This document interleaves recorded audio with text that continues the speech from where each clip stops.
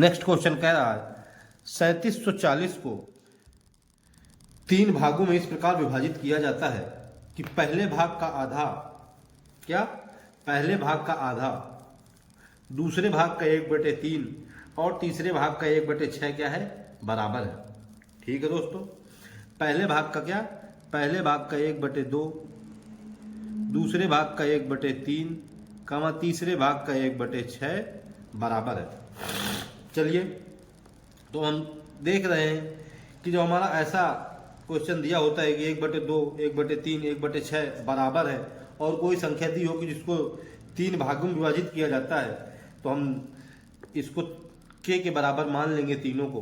ठीक है दोस्तों, अब हम इसको जब k के बराबर मान लेंगे तो यहाँ से हमारा क्या निकल के आ जाएगा, यहाँ से हमारा निकल के आएगा 2k प्लस यहाँ से निकल के आएगा 3k प्लस यहाँ से निकल के आएगा 6k बराबर, ये हमारा दिया हुआ है 3740 के बराबर।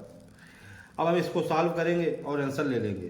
ये हो जाएगा 2 3 5, 5 और 6 हो जाएगा 11, यानी कि 11 के बराबर निकल के आ जाएगा 3740।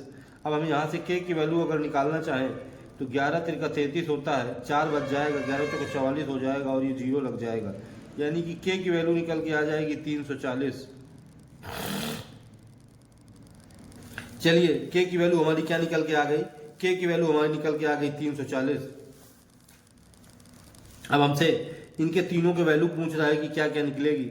चलिए, तब हम 2 के बराबर क्या निकल के आ जाएगा, 340 गुणे 2, यानी कि 34 दूनी 68, 680।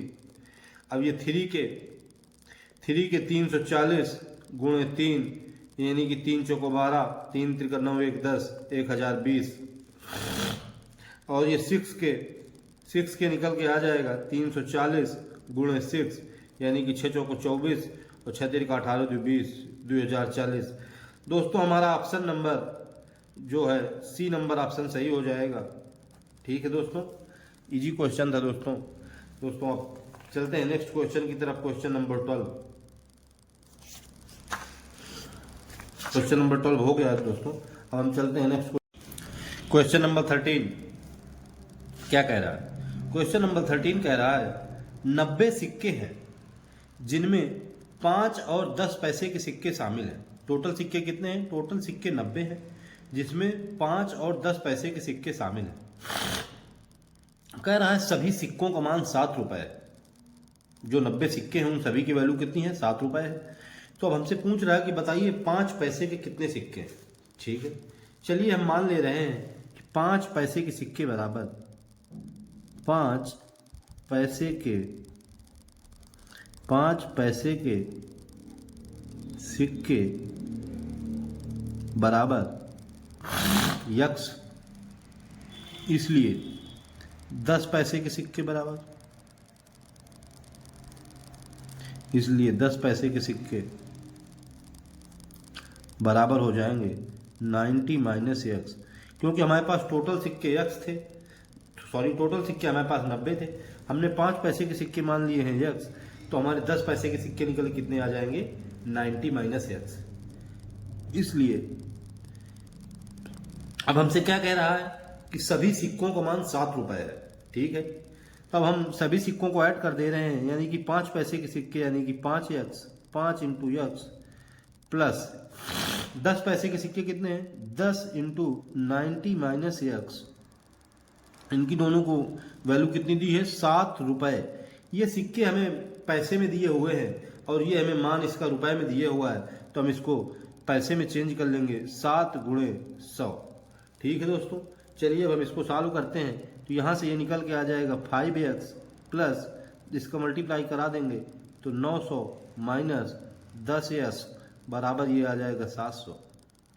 ठीक है, अब हम इसको इसमें माइनस करेंगे तो ये आ जाएगा माइनस का 5x बराबर 900 उधर जाएगा तो 700 में घट के माइनस का 200 आ जाएगा। ये माइनस से माइनस चला जाएगा तो x की वैल्यू निकल के आ जाएगी 5 चौको 20, 1 0, x बराबर 40। यानी कि हमसे क्या पूछ रहा था, हमसे पूछ रहा था कि बताइए 5 पैसे के कितने सिक्के हैं। हमने माना था 5 पैसे के सिक्कों की संख्या x है, इसलिए 5 पैसे के सिक्के कितने निकल के आ गए, 40 निकल के आ गए। यही हमारा आंसर हो जाएगा जो कि ऑप्शन नंबर सी में गिवन है।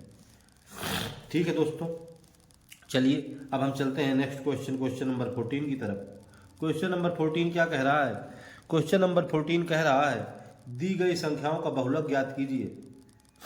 क्या कह रहा है? कह रहा है दी गई संख्याओं का बहुलक ज्ञात कीजिए। हमें पता है चूंकि बहुलक बराबर सबसे ज्यादा आने वाली संख्या, बहुलक बराबर सबसे ज्यादा आने वाली संख्या क्या होता है? बहुलक बराबर सबसे ज्यादा आने वाली संख्या, यही होता है बहुलक बराबर। चलिए तो हमारा बहुलक क्या निकल के आ जाएगा? बहुलक बराबर,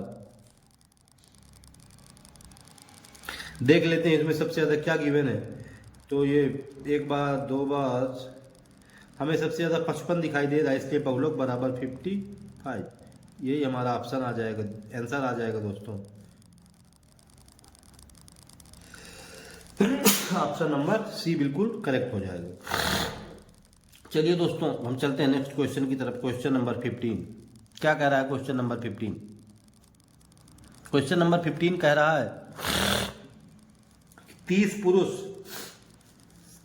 पुरुष एक दिन में 5 घंटे काम करते हुए 16 दिनों में एक कार्य को पूरा कर सकते हैं। कितने? 30 पुरुष हैं, कितने दिन? 5 घंटे काम करते हैं और कितने दिन? 16 दिन काम करते हैं और कार्य को पूरा कर सकते हैं। अब कह रहा है समान कार्य है। कार्य क्या है? कार्य हमारा सामान है, ठीक है, यानी कि समान कार्य है। तो क्या कह रहा है? प्रतिदिन 6 घंटे काम करते हुए, ये लीजिए 6 घंटे काम करते हुए 40 पुरुष कितने दिन में इसे काम पूरा करेंगे, यानी कि डी। चलिए अब हमको बस इसको दोनों को सॉल्व कर लेना है और आंसर ले लेना है। तो हम इसको देख रहे हैं तो ये 6 1 जा 6 आ जाएगा, 6 5 जा आ जाएगा 30, ठीक है दोस्तों। ये 5 8 जा आ जाएगा 40, ये 8 2 जा आ जाएगा 16, यानी कि हमारा डी की वैल्यू निकल के आ जाएगी 5 दूनी 10 दिन। क्या निकल के आ जाएगी? 5 दूना 10 दिन। कौन सा ऑप्शन को गिवन है? ऑप्शन नंबर बी हमारा करेक्ट ऑप्शन हो जाएगा, ठीक है दोस्तों। जब दोस्तों कार्य समान होता है तो लेफ्ट साइड का काम और राइट साइड का काम, दोनों काम बराबर हो जाते हैं। तो हमें पता है, बताया गया है उसमें 30 पुरुष एक दिन में 5 घंटे काम करते हुए 16 दिनों में एक काम को पूरा कर सकते हैं। तो हमसे पूछ रहा है कि 40 पुरुष 6 घंटे में काम करते हुए कितने दिन में काम पूरा करेंगे। तो हमने दोनों को बराबर कर दिया और सॉल्व करके डी की वैल्यू निकाल ली। डी बराबर 10 दिन, 10 दिन में काम कर देंगे पूरा, ठीक है दोस्तों, ठीक है। चलते हैं दोस्तों हम नेक्स्ट क्वेश्चन, क्वेश्चन नंबर 16 की तरफ। चलिए क्वेश्चन नंबर 16, क्वेश्चन नंबर 16 से लेके क्वेश्चन नंबर 18 तक दिया हुआ है। हमसे कह रहा है कि निम्नलिखित तालिका का अध्ययन कीजिए और इस पर आधारित प्रश्नों के उत्तर दीजिए। और क्या दिया हुआ है? नीचे प्रतिवर्ष 1000 रुपए में घरेलू व्यय को दर्शाया गया है। ये जो व्यय हमें दर्शाया गया है किसमें? 1000 रुपए में दर्शाया गया है दोस्तों। आप देख सकते हैं, ढंग से देख लीजिए इंडेक्स को। हमें घरेलू व्यय में क्या क्या दिया गया है? घरेलू व्यय में हमें किराने पर व्यय दिया गया है, किराया पर व्यय दिया गया है, अवकाश पर व्यय दिया गया है, ईएमआई पर व्यय दिया गया है और कर दिया गया है। हमें वर्ष दिए गए हैं 2010 से लेकर 2014 तक, ठीक है। अब हम चलते हैं क्वेश्चन की तरफ। क्वेश्चन क्या कह रहा है? क्वेश्चन कह रहा है कि वर्ष 2012 में कुल घरेलू व्यय कितना है? वर्ष 2012 में कुल घरेलू व्यय कितना है? 2012 में हमसे पूछ रहा है कि कुल घरेलू व्यय कितना है, इसलिए 2012 में टोटल व्यय क्या पूछ रहा है हमसे पूछ रहा है 2012 में टोटल व्यय कितनी है। तो हमें 2012 में हमारे जितनी व्यय हुए हमको सबको ऐड कर देना है। क्या क्या है? 46 प्लस 14 प्लस 7.3 प्लस 5.6 प्लस का आ जाएगा 17। चलिए हम इनको सबको जोड़ देते हैं तो हमारा क्या निकल के आ रहा है जरा देख लेते हैं। हमारा निकल के आ जाएगा ये 6 तिल का 9 पॉइंट की इधर, अब बिना पॉइंट वालों को जोड़ लेते हैं तो ये आ जाएगा 7 7 5 12 12 7 19 19 4 23 23 6 29 29 की 9 हाथ कैरी लगा 2, यानी कि 2 1 3 और 3 1 4 4 4 8 89.9 गुणे 1000, क्योंकि हमारा 1000 में दिया हुआ था तो हमारा निकल के आ जाएगा 89,900 रुपये। ठीक है दोस्तों, तो 2012 में दोस्तों 2012 में हमारा टोटल घरेलू व्यय कितना था? 2012 में हमारा टोटल घरेलू व्यय था दोस्तों 89,900 रुपये, जो कि ऑप्शन नंबर ए में हमें दिया हुआ है, जो कि हमारा बिल्कुल करेक्ट है। चलिए दोस्तों, अब हम नेक्स्ट वाले में देख रहे हैं नेक्स्ट क्या कह रहा है। नेक्स्ट 17 नंबर कह रहा है कि ईएमआई फार्म का व्यय 2014 में किराए पर व्यय का कितना प्रतिशत है? क्या कह रहा है? ईएमआई फार्म का व्यय 2014 में किराने पर व्यय का कितना प्रतिशत है? क्या कह रहा है? ईएमआई फार्म का व्यय 2014 में किराने पर व्यय का कितना प्रतिशत है? इसलिए प्रतिशत बराबर क्या पूछ रहा है? ईएमआई फार्म का व्यय। ईएमआई फार्म का व्यय 2014 में कितना दिया हुआ है? ईएमआई फार्म का व्यय 2014 में दिया हुआ है 7.4 बटे 2014 में किराने पर व्यय कितना दिया हुआ है? 2014 में किराने पर व्यय दिया हुआ है 52 रुपए गुणे 100। बस हमको दोस्तों इसको सॉल्व करना है और आंसर ले लेना है। तो ये पॉइंट आ जाएगा गुणे 1 0 आ जाएगा दोस्तों, तो ये 1 0 से 1 0 चला जाएगा। चलिए अब हम इसको और काट लेते हैं, 2 से काट दे देंगे तो ये आ जाएगा 226, ये आ जाएगा 2 5 10। 2 से और काट ले रहे हैं तो 2 1 2 2 3 6 आ जाएगा।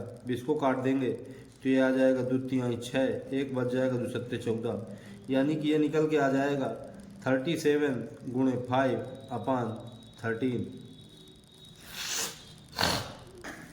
चलिए तो 13 का इसमें भाग दे देते हैं तो ये आ जाएगा 13 दूनी 26, 13 दूनी 39, नहीं 5 से मल्टीप्लाई कर लेते हैं तो 5 7 35 आ जाएगा और 5 दिया 15, 15 3 18, 185/13 आ जाएगा। इसको अगर हम डिवाइड करेंगे तो 13 ही करना, 13 यहाँ 5 बच जाएगा, 13 चौको 52, 14.23% हमारा आंसर आ जाएगा, जो कि हमारा ऑप्शन नंबर सेकंड यानी कि बी में दिया हुआ है।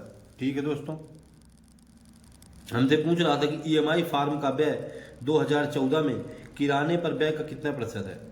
तो हमने देखा कि 2014 में ईएमआई फार्म का जो व्यय था, 2014 में ईएमआई फार्म का व्यय 7.4% गिवन हुआ था, तो हमने यहाँ पे लिख दिया 7.4।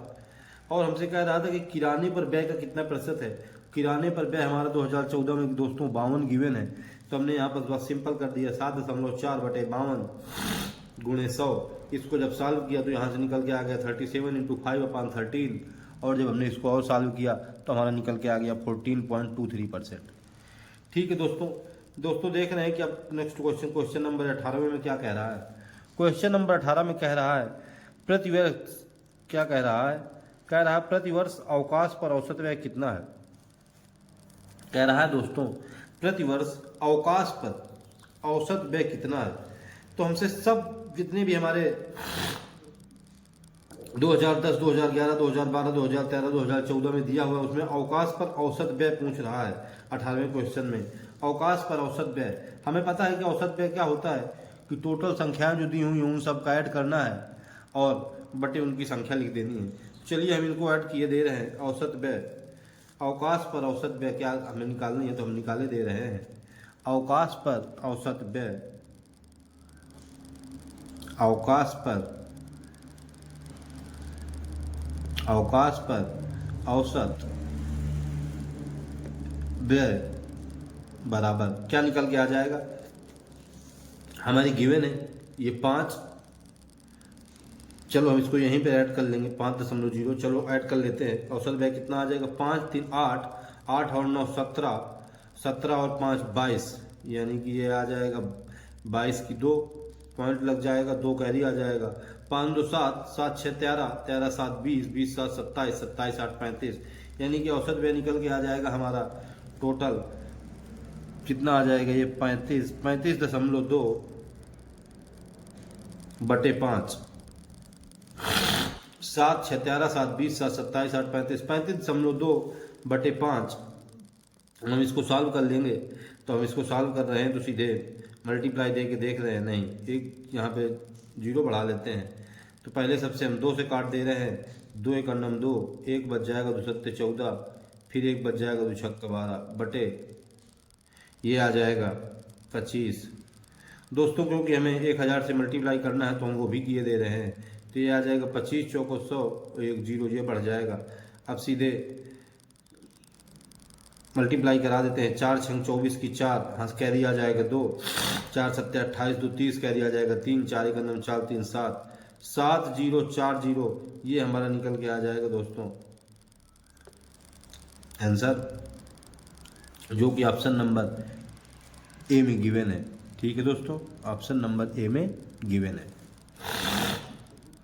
चलिए दोस्तों हम चलते हैं नेक्स्ट क्वेश्चन पर।